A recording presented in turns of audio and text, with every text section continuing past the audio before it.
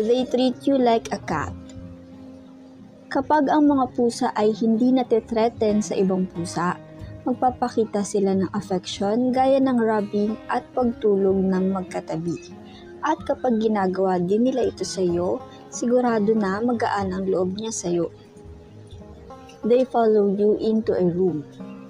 Kung palagi kang sinusundan ng pusa mo, kung saan ka man magpunta, ibig sabihin gusto niya nakasama at katabi ka niya palagi. Isa pang dahilan ay dahil naku-curious siya sa mga ginagawa mo. They come to your bedroom while you're sleeping. Ang ilang mga pusa ay natatakot sa mga tao dahil sa size nila. Ito ang dahilan kaya madalas tumatabi ang mga pusa sa kanilang mga tagapag-alaga. Pakiramdam nila ay mas ligtas sila dito kaysa kapag naglalakad o nakatayo ang mga ito. They blink their eyes slowly. Ang mga masasayang pusa ay nagbiblink ang mga mata ng dahan-dahan at malumanay bilang isang tanda ng affection nila sa kanilang mga tagapag-alaga.